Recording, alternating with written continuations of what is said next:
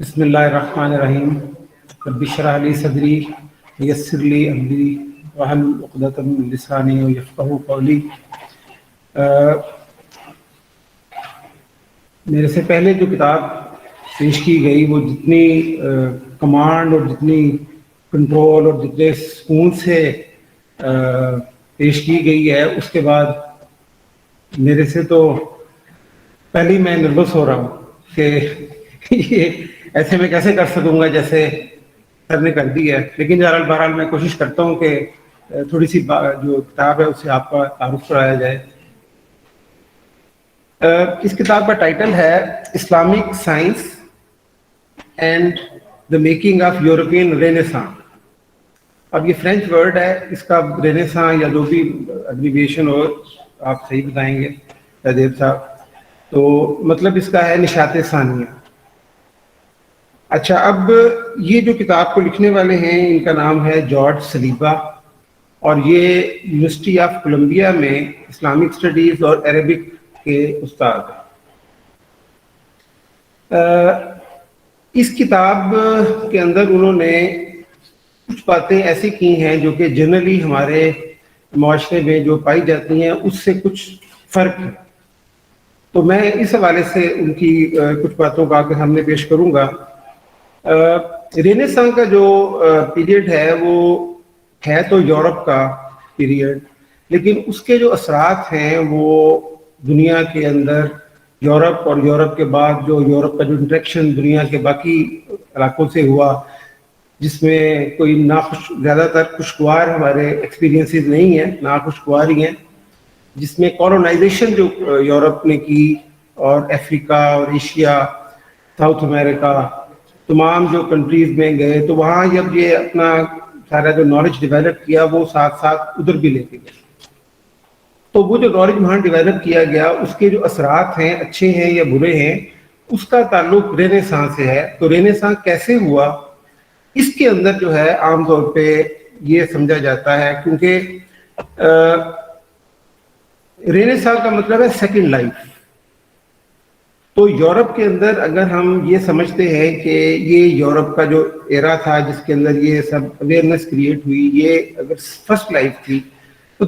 Second life تھی تو there must be first life. جو فرسٹ لائف ہے وہ بیسیکلی جو گریک ایرا ہے یورپ کا،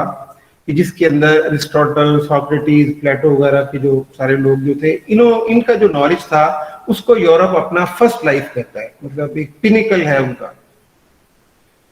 اور ان سب جو زعماء تھے اور جو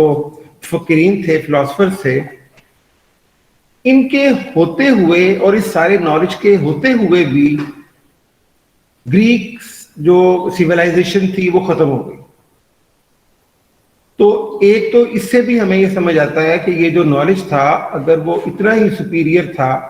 تو اس سے تو ان کی سیولائزیشن کو اوپر سے اوپر جانا چاہیے تھا، لیکن یہ ہے کہ یہ چیز ان کے ہوتے ہوئے ختم ہو گئی۔ اس کے بعد یہ جو دور ہے یہ تقریباً کوئی 300-400 BC کا ہے، بیفور کرائسٹ۔ اور جو رینیساں کا جو پیریڈ ہے اس میں ڈفرینسز آف اوپینین ہیں، لیکن تقریباً وہ کوئی 1100-1200 سے لے کر اور 1500 تک کے جو ایرا ہے اس کو رینیساں کہا جاتا ہے۔ اب یہ جو ڈیکلائن آیا اس نالج کا، اور لوگ جو ہے انہوں نے اس کو پڑھنا چھوڑ دیا اور اس کے ساتھ ان کا انٹریکشن ختم ہو گیا، اس کے بعد 800-900 سال کے بعد یہ دوبارہ لوگوں کے مطالعے میں یہ کتابیں اور سارا کچھ کیسے آیا۔ اس کے اندر عام طور پہ یہ کہا جاتا ہے اور یہ بتایا جاتا ہے کہ جو عباسی دور ہے مسلمانوں کا، یہ سائنسی حوالے سے بہت سنہری دور ہے، اور اس سنہری دور کے اندر ہارون رشید، مامون رشید، امین رشید، انہوں نے سائنس کو بہت جو ہے نا وہ سپورٹ کیا اور ان کو پیٹرنائز کیا، جس کے نتیجے میں یہاں بہت ساری یورپ کی جو کتابیں تھیں، گریک کی جو کتابیں تھیں، انڈیا سے جو کتابیں آئیں، بہت سارے اور جو تمام سیولائزیشن ان کی کتابوں کو ٹرانسلیٹ کیا گیا۔ اور وہ جو ٹرانسلیشن جو تھی وہ بعد میں جب مسلمانوں کا جو انٹریکشن یورپین سے ہوا تو اس دوران وہ سارا جو نالج تھا، جب وہ یورپینز نے اپنے آبا کی کتابوں کو یہاں دیکھا تو ان سے ان کا ریلیشن شپ ڈیولپ ہو گیا دوبارہ. کیونکہ یہ جو دور تھا جو رینیسانس سے پہلے کا دور ہے، اس دور کو یورپ ڈارک ایجز کہتا ہے. اور یہ جو ڈارک ایجز ہے، اس دور میں کیا ہو رہا تھا کہ اس میں نوبلٹی اور کلرجی، یعنی کہ بادشاہ اور جو کلرجی تھی، ان دونوں کے تعاون سے حکومت چل رہی تھی. لیکن یورپ اس کو ڈارک ایجز کہتا ہے کہ اس دور میں بڑا ظلم اور زیادتیاں اور لوگوں کے ساتھ جو ہے نا وہ ایکسپلائٹیشن تھی. اور اس کے بعد ان کی انکوزیشن کا ایک تصور تھا کہ جس کے ذریعے وہ جو لوگ بھی گورنمنٹ کے رولز کو یا چرچ کی باتوں کو انکار کرتے تھے تو وہ ان کو بہت زیادہ تعذیب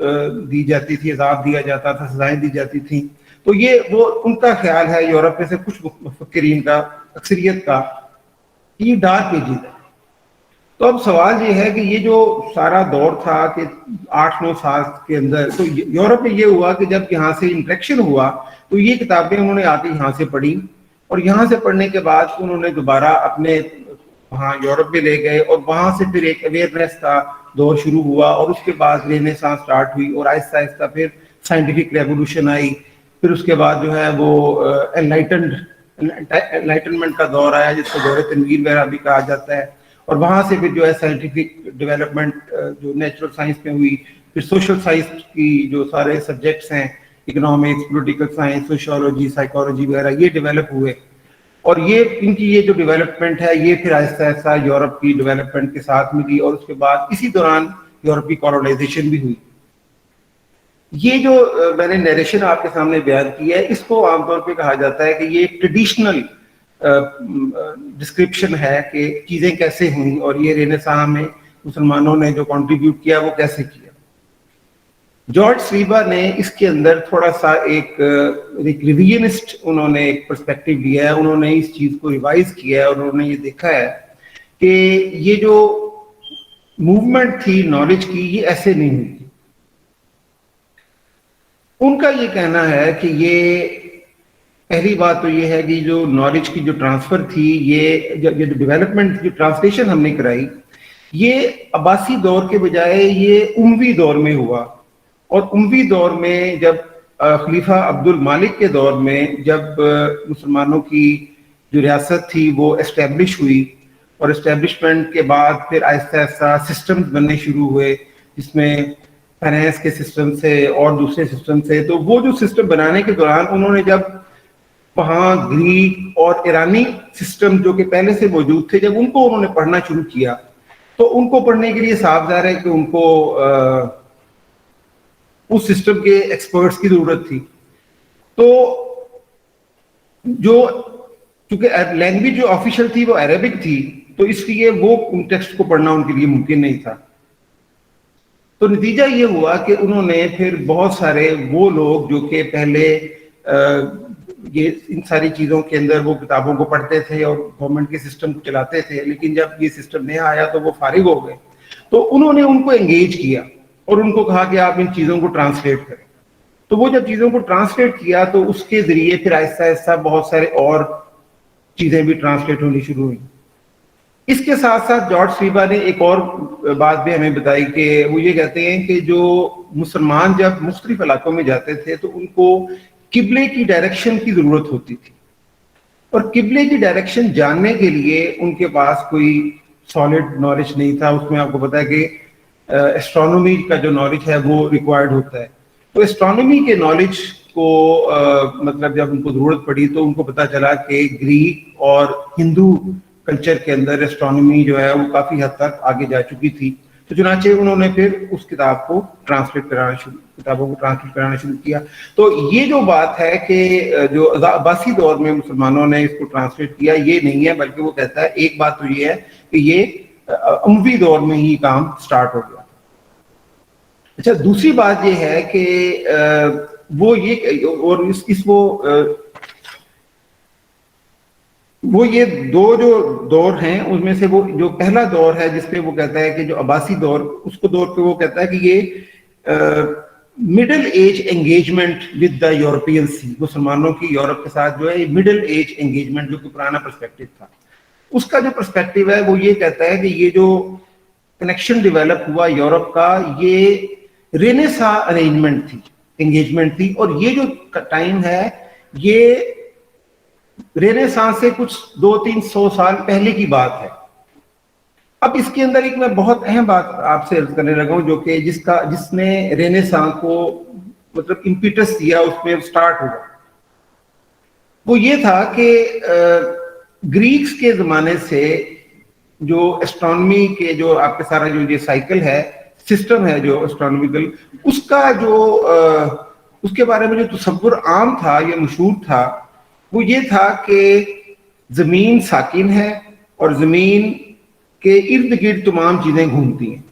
اس کانسیپٹ کو جیو سینٹرزم کہا جاتا تھا. اور یہ جو کانسیپٹ تھا یہ اتنا عام تھا کہ تمام لوگ جو تھے اس کو مطلب سمجھتے تھے کہ یہ ایک ایکسیپٹڈ اور ایبسولوٹ ٹروتھ ہے. اب اس دوران حضرت عیسیٰ کی پیدائش ان کی جب ان کو اٹھا لیا گیا تو اس کے بعد جو ان کے حواری تھے، جن کے پاس جو حضرت عیسیٰ کا دیا ہوا نالج تھا،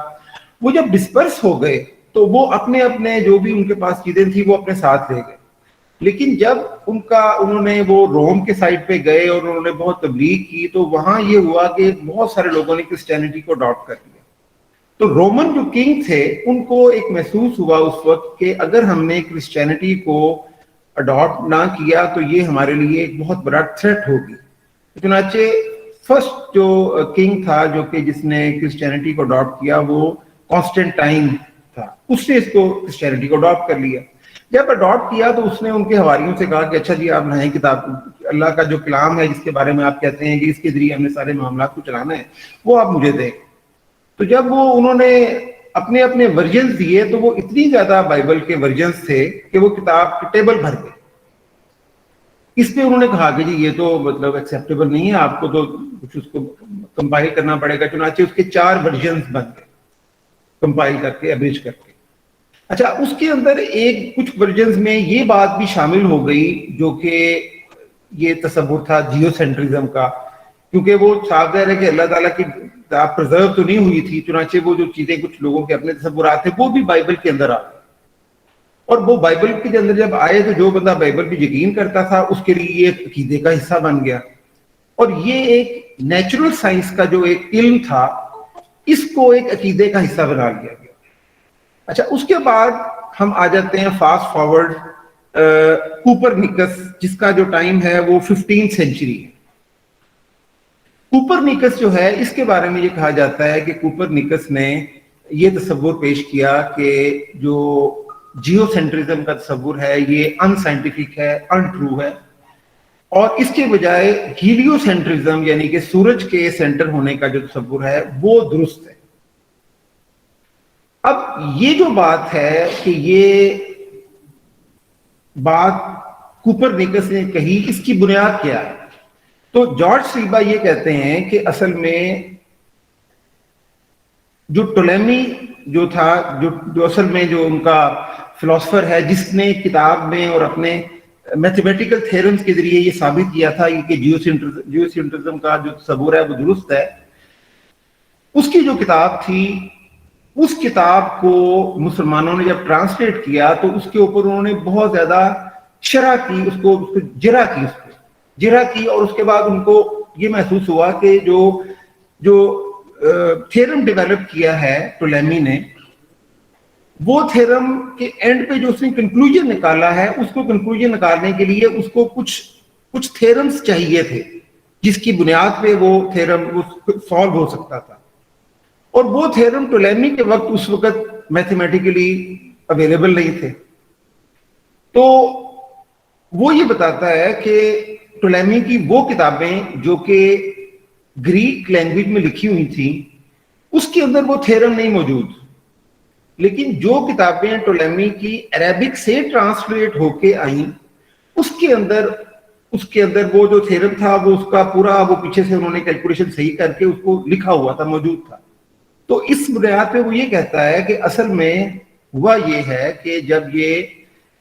جو مسلمانوں کا جو دور ہے وہ 12ویں 13ویں صدی، اس کے اندر مسلمانوں کے بہت بڑے بڑے فلاسفرز تھے، جس میں ایک نام وہ ذکر کرتے ہیں ناصر الدین طوسی. انہوں نے بیسیکلی اور 2-3 اور لوگوں نے اس کو ریوائز کیا، اس کو امپروو کیا، اور یہ جو امپروومنٹ تھی یہ بعد میں جا کے اس کے ہاتھ لگی کوپرنیکس کے. دوسری بات جو ہے وہ یہ ہے کہ اس زمانے میں جو عربک تھی وہ ایلیٹسٹ لینگویج تھی، سائنس کی لینگویج تھی. جتنا بھی نالج سائنس میں تھا وہ سارا عربک میں تھا. اور اس وقت کے جو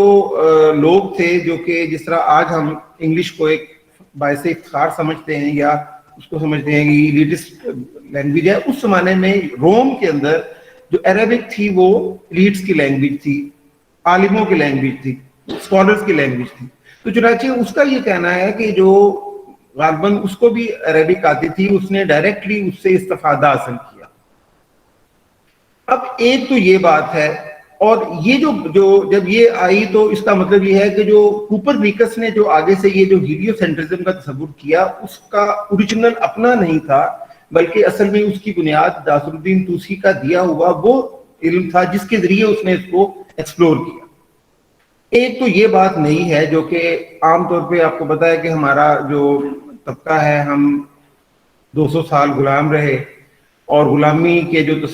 اثرات ہیں وہ ہمارے زندگی کے ہر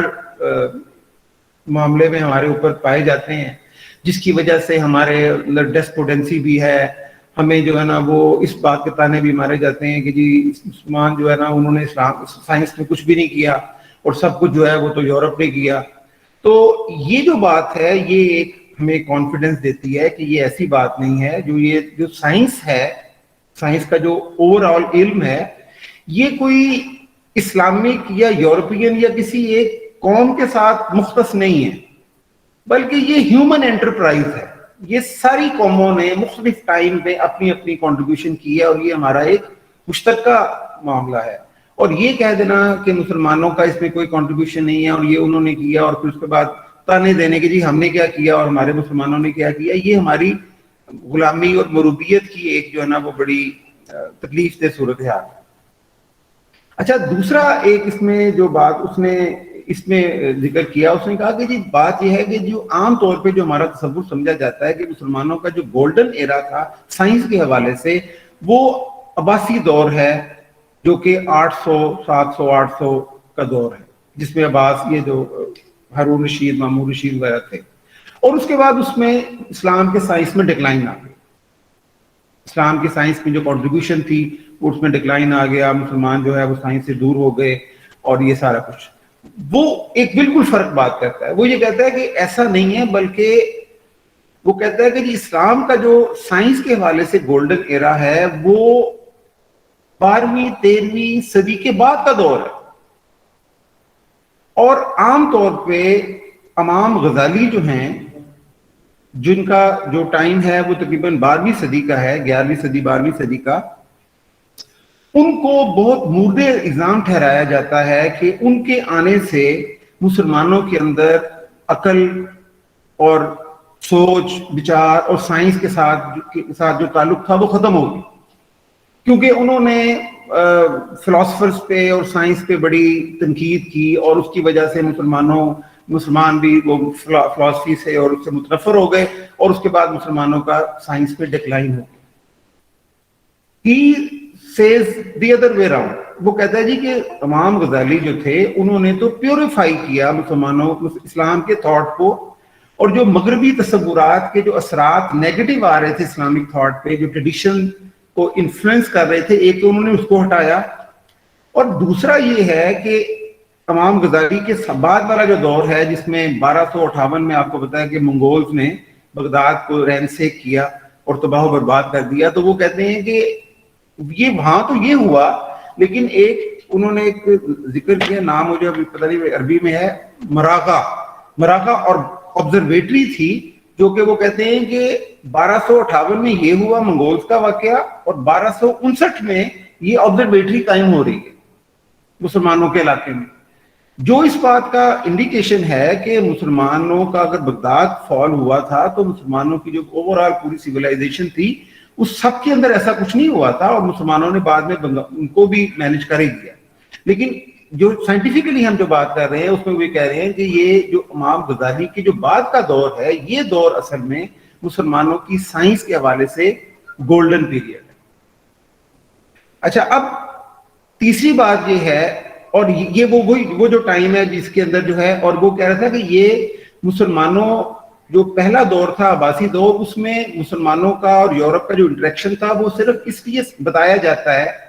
कि जी मुसलमानों ने जो ट्रांसलेटेड किताबें थी ना, मुसलमानों ने ट्रांसलेट की थी, यूरोप ने उनसे वो किताबें लेने के लिए उनके साथ इंटरेक्शन किया, और मुसलमानों ने बैन ही जो किताबें थी यूरोप की वो ट्रांसलेट की, और उसके बाद वो ट्रांसलेट करके उन्होंने उनके हवाले कर दिया। तो वो ये कहते हैं कि बहुत सिंपलिस्टिक व्यू है, मुसलमानों ने ना सिर्फ उन किताबों को पढ़ा बल्कि उनको रिवाइज किया, उनको इम्प्रूव किया, और उसके अंदर बहुत सारी एडिशंस की, और वो जो एडिशंस की उसकी वजह से वो ये कहते हैं कि जो 13वीं और 14वीं सदी के अंदर जब यूरोप का मुसलमानों से इंटरेक्शन हुआ, तो वो मुसलमानों से ट्रांसलेशंस लेने के लिए नहीं, बल्कि मुसलमानों से मुसलमानों की नई इजादात और दरियाफ्त जो साइंटिफिक इन्वेंशन थी उनको जानने के लिए वो मुसलमानों से इंटरेक्ट कर रहे थे। तो ये एक बिल्कुल मतलब डिफरेंट पर्सपेक्टिव है, जो कि आमतौर पे एक ट्रेडिशनल तरीके में बताया जाता है कि मुसलमानों का काम सिर्फ ये है कि इधर से लिया, ट्रांसलेट करके उधर पकड़ा। तो ये एक बहुत बड़ा मतलब क्लेम है और बड़ी उसकी डिफरेंट बात है।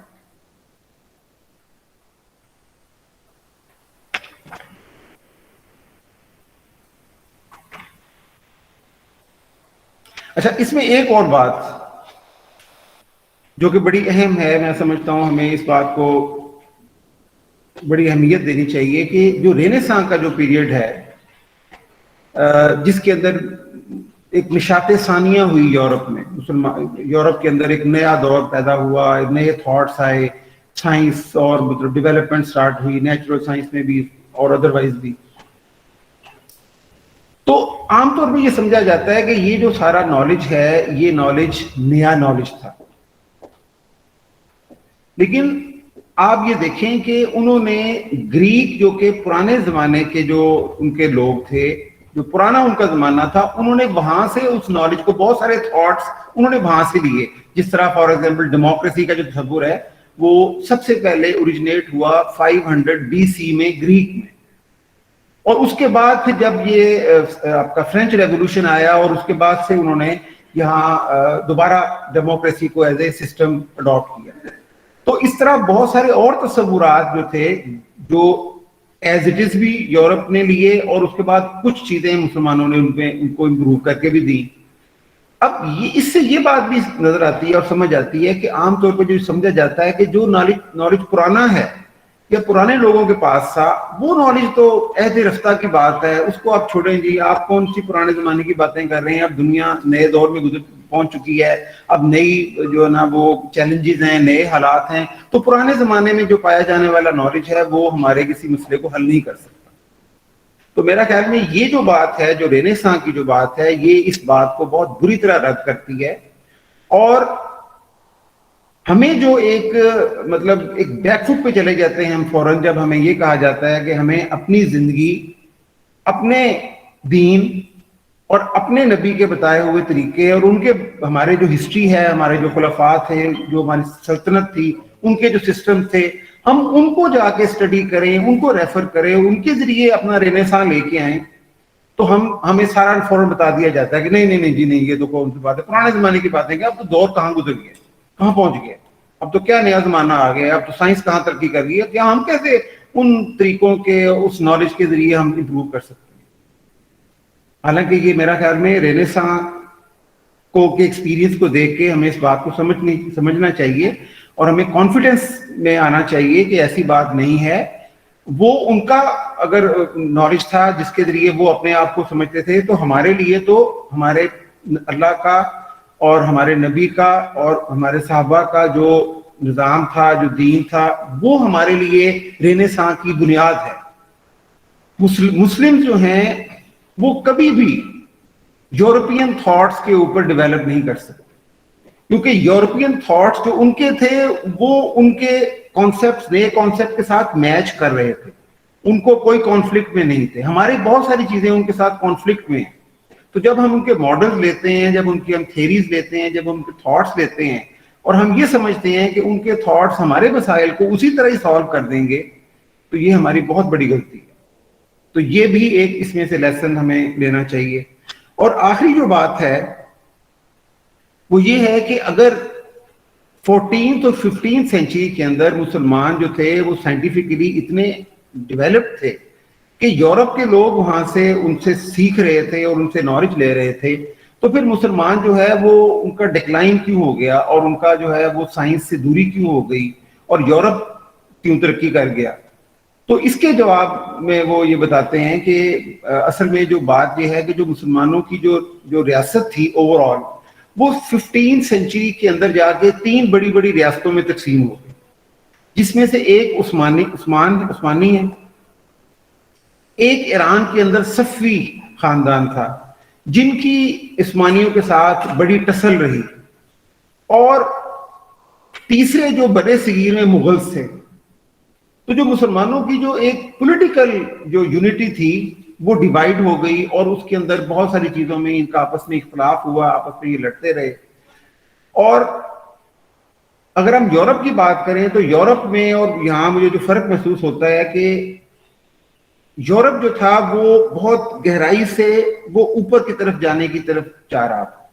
تو جو یہ مومنٹم ہوتا ہے, جب آپ کے پاس مومنٹم ہوتا ہے تو آپ اس مومنٹم سے ان چیزوں کو بہت آگے تک لے جاتے ہیں. تو چونکہ وہ 5, 7, 8, 100 سال کا جو ڈارک ایجز تھی وہ ان کے لیے بہت تکلیف دہ, بڑا مشکل دور تھا, اور وہ اس میں سے they were dying for coming out of it. تو اس کے لیے ان کو جب یہ نالج ڈیولپ ہوا اور اس کا جو رینیسانس ڈیولپ ہوا اور یہ سب کچھ چیزیں ڈیولپ ہوئی, تو اس کے ذریعے اس مومنٹم کو لیتے ہوئے ان چیزوں کو آگے چلے گئے. جبکہ مسلمان جو تھے وہ اسٹیگنیٹ کر گئے, کیونکہ مسلمان جو تھے وہ ایک زمانے تک خلافت کی جو فوجیں تھیں وہ 100 سال 150 سال ایسے گزر گئے کہ ان کو کبھی شکست نہیں ہوئی تھی.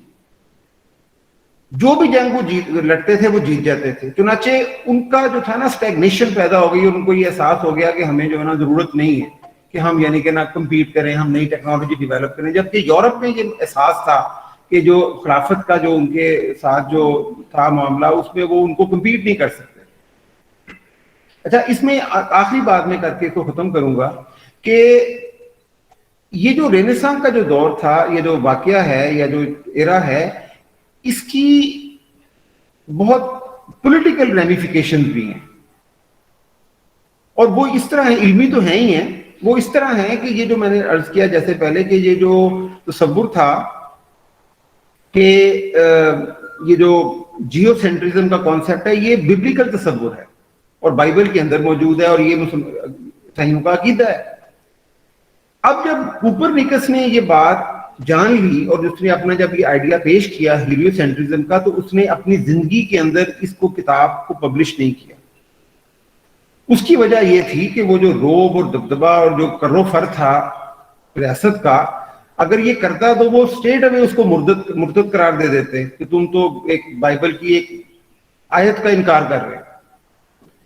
تو چنانچہ یہ جو بات تھی, یہ بات ان کے علمی حلقوں میں پھیلنے لگی, اور یہ پہلی بار ان کے ڈارک ایجز کے بعد یہ تصور ان کو یہ ملا کہ بائبل میں بھی کوئی کتاب بات غلط ہو سکتی ہے. یہ جو تصور تھا, that was the first crack in the dominant structure of the governance. اس میں جب یہ کریک آیا تو ان کو پھر بہت ساری اور باتیں بھی یاد آنی شروع ہو گئی معاشرے میں جو غلط کی جا رہی تھی.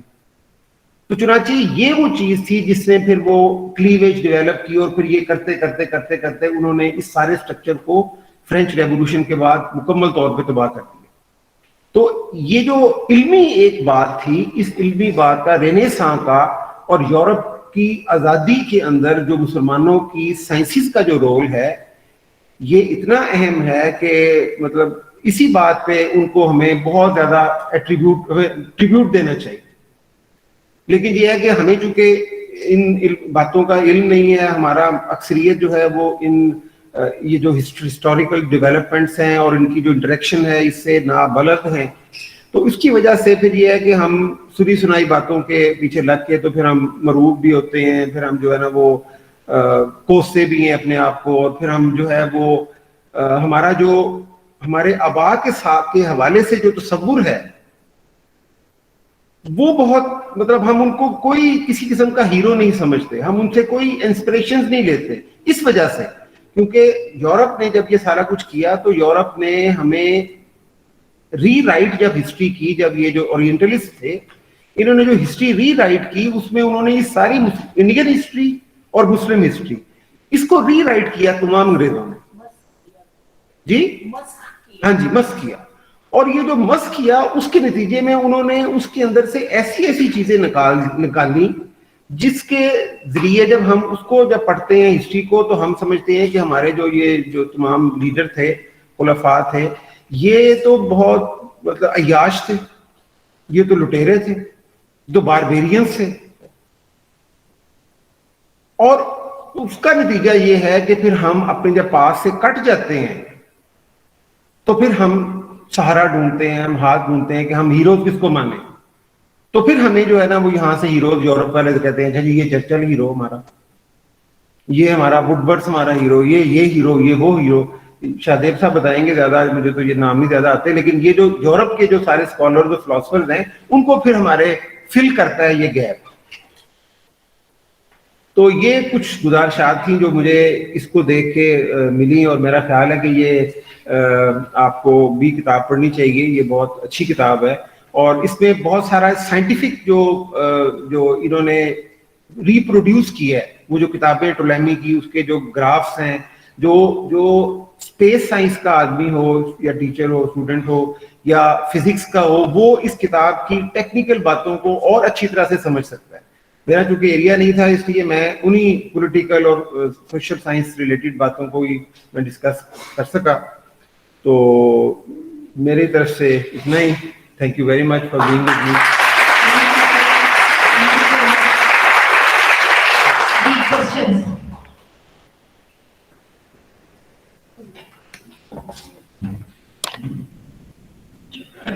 السلام علیکم. میں گورنمنٹ فاطمہ جناح کالج چناولی سے اردو کی پروفیسر ہوں ذہن سے.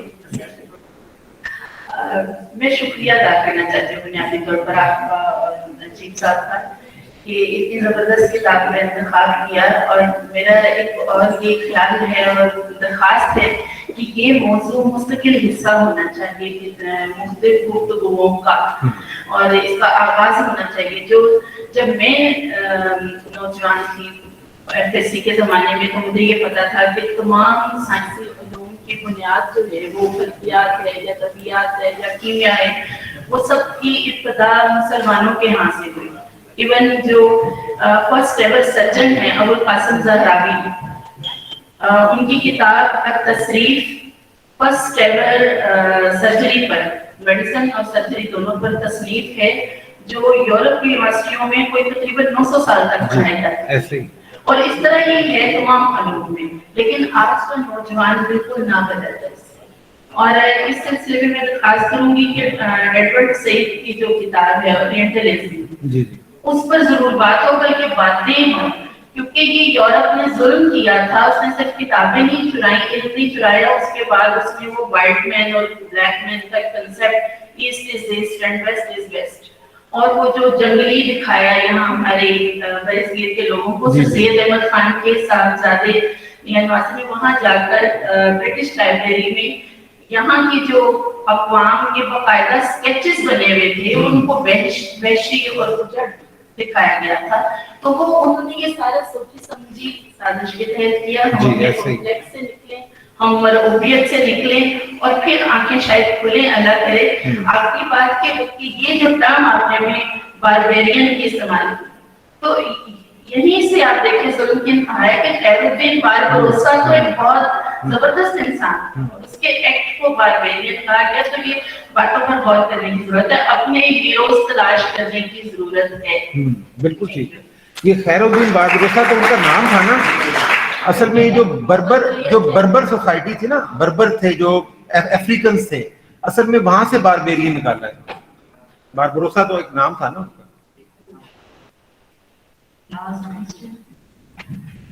अलैक्म सर, यूजुअली जो ओरिएंटलिस्ट हिस्ट्री है हमारे इलाकों की जिस अंदाज से लिखी गई है तो उसमें अमूमन वो उस तरह रिप्रेजेंट करते हैं कि जो उनके इंटरेस्ट को सूट करता है। ताहम इसमें एक और एतराज ये भी आता है कि तारीख तो हमेशा फातिह की लिखी जाती है, तो इससे पहले जो मुसलमानों के पॉइंट ऑफ व्यू से जो हिस्ट्री लिखी गई थी वो भी तो एक फातिहाना अंदाज में लिखी गई थी, जिसमें मफ्तूह जो था उसको तो ऑप्रेस किया गया था। अगर हम इंडो पाक हिस्ट्री को देख लेते हैं, स्टैनली वरपूर लोग जितने भी बड़े हिस्टोरियंस हैं, अब चूंकि मैं अपने एक पेपर की तैयारी कर रहा था इंडो पाक हिस्ट्री की जो कि कॉम्पिटिटिव एग्जाम के लिए है, हमारे यहाँ जितनी भी किताबें अवेलेबल हैं उसमें हर उस मतलब को, ये मैं सर शाहजेब के साथ डिस्कस कर रहा था कि जिसमें जो हमारे यहाँ पहले जो हिस्ट्री रही है उसमें एक चीज जो मैंने महसूस की वो ये है कि अगर हम ये समझते हैं कि अंग्रेज कॉलोनाइजर्स थे, इन्वेडर्स थे, बाहर से आने वाले थे, तो फिर ये भी कि सेंट्रल एशिया से आने वाले लोग, तुर्की से आने वाले लोग, वो कहाँ के इंडिजिनस थे? एक तो ये उनका दावा है। फिर दूसरा ये है कि दावा है कि क्वेश्चन है आपका सर, जो ओरिएंटलिस्ट है उनका दावा, अच्छा ठीक, जो हमारे यहाँ हमारे एजुकेशनल सिस्टम का हिस्सा है, ठीक है। दूसरा इसको इक्वेट करने के लिए अंग्रेजों के साथ कि वो भी बाहर से आए थे और ये भी बाहर से आए थे। इंडिजिनस जो कम्युनिटीज थी उससे पहले यहाँ हिंदू कम्युनिटीज, तो उनके साथ जो बाहर से आने वाले मुस्लिम खातून थे जिनको वो इन्वेडर्स कहते हैं, तो उन्होंने भी वही किया था, बल्कि उससे पूरा किया था जो अंग्रेजों ने यहाँ किया। तो अंग्रेज तो एक तरह से यहाँ पे आया तो वो एमेंसिपेटर के तौर पे आया, और पिछले जो लोग आए तो वो बुरे अंदाज में आए। अब ये जो नैरेटिव है इसको काउंटर करने के लिए, चूंकि मैं सर शाहजेब के साथ ही इसका स्टूडेंट रहा हूँ और इसने हमें अच्छी तरह से गाइड भी की, लेकिन हमारे यहाँ एजुकेशनल सिस्टम के अंदर अगर ये डॉक्टर शाहजेब साहब और ये बाकी पंजाब यूनिवर्सिटी का ये मौक़िफ़ ना होता तो इसको केवल कंस्पिरेसी थ्योरी समझा जाता है कि ये तो एक साजिशी नजरिया है और हमारी ये कौन सी तारीख है भला। तो इस हवाले से इसको हमारे एजुकेशन सिस्टम या फिर पूरी सोसाइटी में कैसे फैलाया जाए कि वो जो ओरिएंटलिस्ट या अंग्रेजों की जो यूरोसेंट्रिक हिस्टोग्राफी है उसको चेंज करने के लिए क्या इस तरह के इक़दाम होने चाहिए कि वो जो मरूवियत वाला तस्वुर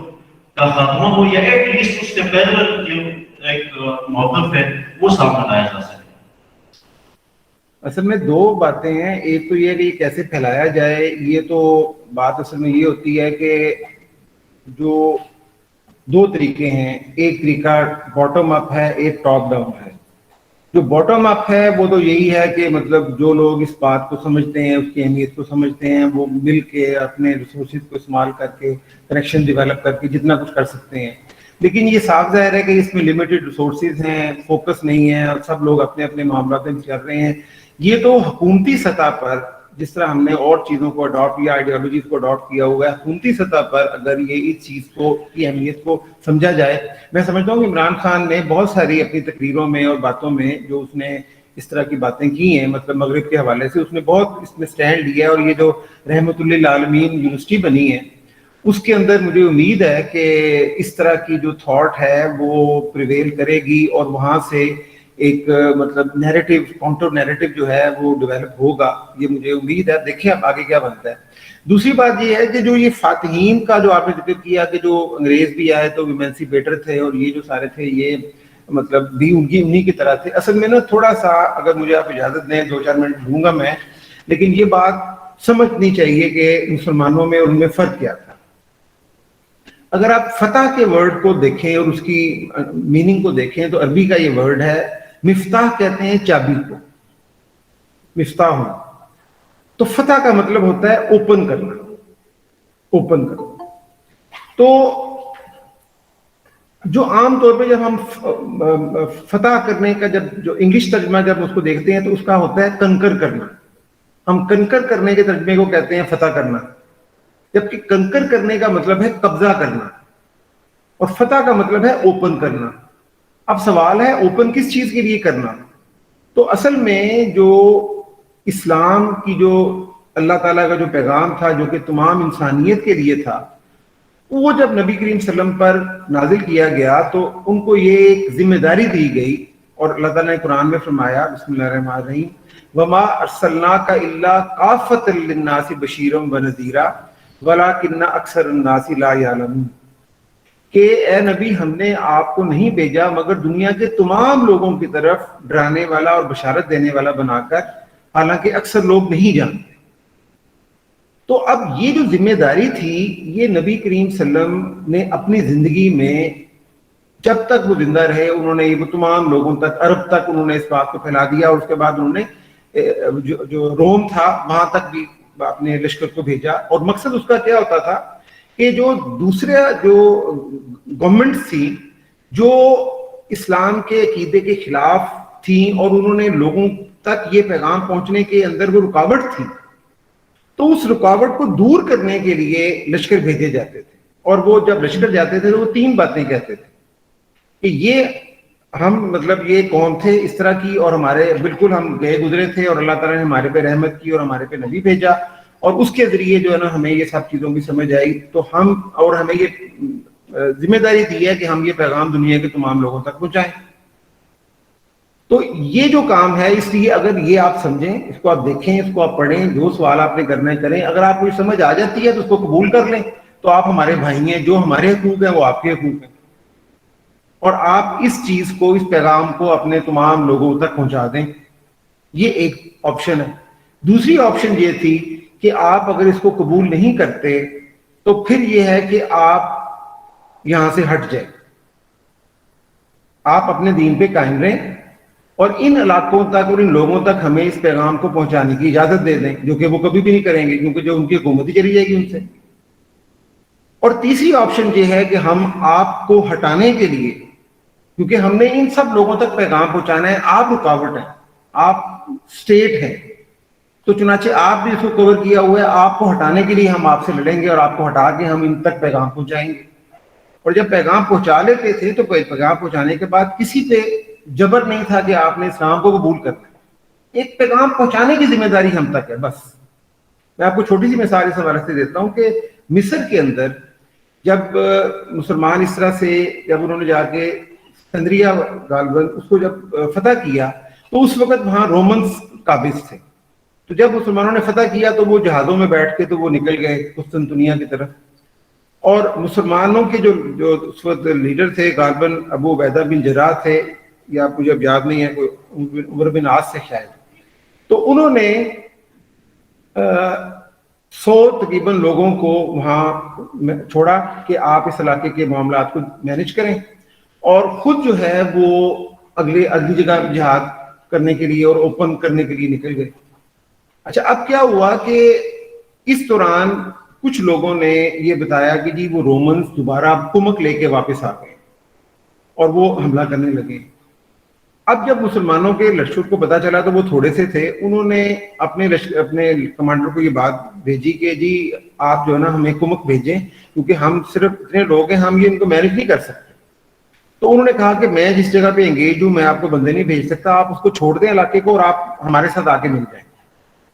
اب انہوں نے جب یہ بات وہاں کے جو لوکلز تھے مصری، جو کہ کپتی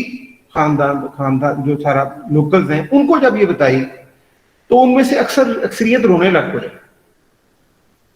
انہوں نے کہا جی کہ آپ تو ہمارے ساتھ اتنا اچھا سلوک کر رہے ہیں، آپ ہم سے صرف جزیہ لیتے ہیں جس کے بدلے آپ ہمارے مال جان عزت کا تحفظ کر رہے ہیں۔ آپ سے پہلے جو یہ رومنز ہمارے پہ قابض تھے ان کے ہاتھوں نہ ہمارا مال محفوظ تھا، نہ ہماری جان محفوظ تھی، نہ ہماری عزت محفوظ تھی۔ جب دل کرتے تھے ہماری بچیوں کو اٹھا کے لے جاتے تھے، جو ٹیکس جتنا چاہتے تھے ہم پہ ڈال دیتے تھے۔ تو آپ تو صرف مردوں سے جزیہ لے رہے ہیں، آپ نے عورتوں سے بھی ٹیکس جزیہ نہیں لیا، آپ نے بوڑھوں سے بھی نہیں لیا، آپ نے بچوں سے بھی نہیں لیا، اور اس کے بدلے آپ نے حفاظت کر رہے ہیں ہمارے مال جان عزت کی۔ تو آپ نہ جائیں یہاں سے، ہم آپ کے ساتھ مل کر رومن سے لڑیں۔ تو آپ ذرا سوچیں ایک منٹ کے لیے کہ کیا یہ رول انگریزوں کا بھی یہی رول تھا؟ جب انگریز یہاں آئے تو اس وقت یہاں کا جو کنٹریبیوشن تھی جی ڈی پی کی، وہ پوری دنیا کی کنٹریبیوشن اس میں 23% تھا، اور جب وہ گئے تو صرف 2-3% چھوڑ کے گئے۔ تو کیا ہم ان دونوں کو مقابلہ کر سکتے ہیں؟ ان کو ہم کمپیئر کر سکتے ہیں؟ یہ بہت بڑا ایک فیلسی ہے، جھوٹ ہے۔ اور دوسری بات یہ ہے کہ آپ یہ دیکھیں کہ جب انگریز یہ آئے انہوں نے یہاں سے جتنا کچھ لوٹا وہ لوٹ کے اپنے نیٹو کنٹری میں لے گئے اور اس کو ڈیولپ کیا. فرانس کو دیکھ لیں, اپنے انگلینڈ کو دیکھ لیں, کیا لنڈن کو دیکھ لیں اور وغیرہ وغیرہ. جبکہ مسلمان جس علاقے میں بھی گئے اس علاقے کے اندر بس گئے. اس لیے بس گئے کیونکہ جو اسلام کا پیغام وہ اپنے ساتھ لائے تھے وہ انہوں نے وہاں کے پیغام وہاں لوگوں کو دینا تھا. ان کے ساتھ مل گئے, ان کے ساتھ شادیاں کر لی, ان کے وہیں رہ گئے. تو اگر وہ لٹیرے ہوتے, لوٹ مار کرنے کے لیے آئے ہوتے تو وہ تو سارا کچھ لے کے واپس چلے جاتے. تو یہ تو الٹا ایک کریڈٹ ہے مسلمانوں کو کہ مسلمان جب یہاں آئے, جس جگہ پہ آئے وہاں سے اسپین سے نکالے گئے تو نکلے, ادروائز وہ کہیں سے واپس نہیں آئے. اور اس لیے انہوں نے ان تمام لوگوں کو اون کیا, افریقنس کو بھی اون کیا, فلپینس میں وہاں جا کے اون کیا, برصغیر کے لوگوں کو اون کیا اور ان کو بھائی بھائی سمجھا. جبکہ برصغیر میں آ کے انگریزوں نے جس طرح سے لوٹ مار کی ہے, میرا خیال میں مجھے تو زیادہ بتانے کی ضرورت نہیں ہے. تو یہ میری گزارشات ہے. ٹھیک ہے جی, تھینک یو سو مچ سر. بہت شکریہ.